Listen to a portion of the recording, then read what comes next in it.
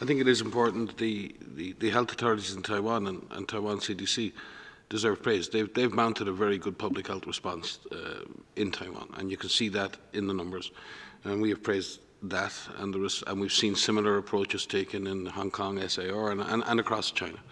And we are observing, and we are watching, and we are bringing Taiwanese colleagues into the networks, the technical networks, so they can share their experience, and they can both contribute their knowledge, but also seek new knowledge from outside. And I do believe that health experts from Taiwan CDC were involved in one of the initial missions in China with colleagues from Hong Kong, SAR, as a joint mission to Wuhan by the National Health Commission in Beijing. So that there, as Steve has said, these kinds of scientific collaborations without China are extremely important. But Taiwan health authorities, Taiwan CDC, professionals and health workers in Taiwan have stood on the front line. They've served and they have done service to their populations, and as many others have around the world. And from our perspective, we all stand with our professional, scientific and health colleagues everywhere. Thank you very much. Now we will go to Simon Ateba from Today's News Africa. Simon, can you hear us?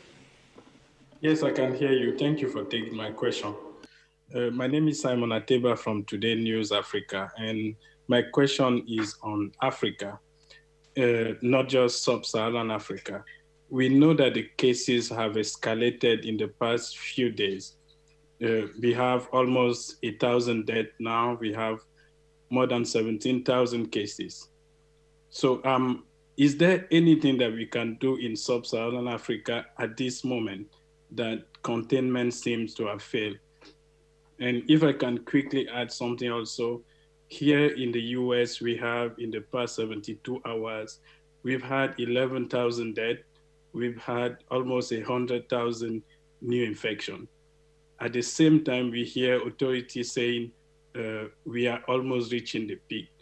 So my question is, when can countries know that the peak is close or has been reached? Thank you.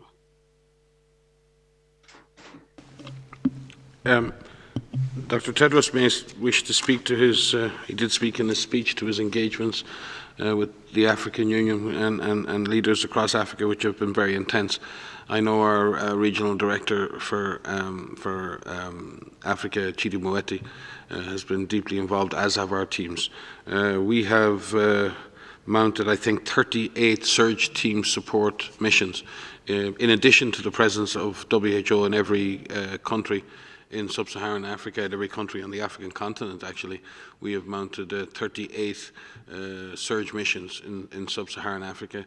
You will have heard that have sent now, I think, the third shipment of supplies through the Solidarity flights in collaboration with the African Union, with Africa CDC, with Jack Ma Foundation, and with the World Food Programme. So supplies are reaching countries in Africa in growing amounts. The DG referred to the fact that all African countries now have the capacity to test. Some countries, like South Africa, Kenya, and others, are developing high-throughput diagnostic capacity.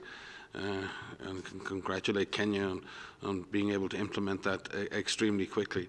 And there are very good reference facilities and reference labs on the African continent at NIC and CD in South Africa, at Institut Pasteur in Senegal, at Kemri in Kenya, Uvri in Uganda. So there are real capacities across Africa to do the job that needs to be done. There's a deep history of containing epidemics, a very strong polio program across Africa. Now, there are the advantages that Africa has, but there are constraints, and you're absolutely correct. These are difficult, this is a difficult disease to contain.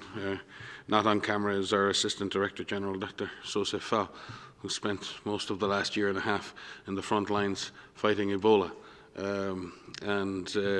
As I said previously, in Ebola, in the peak of the epidemic there, we were tracing 25,000 contacts a day effectively in the middle of a shooting war, and to the great testament to the bravery, courage, professionalism of Congolese frontline professionals.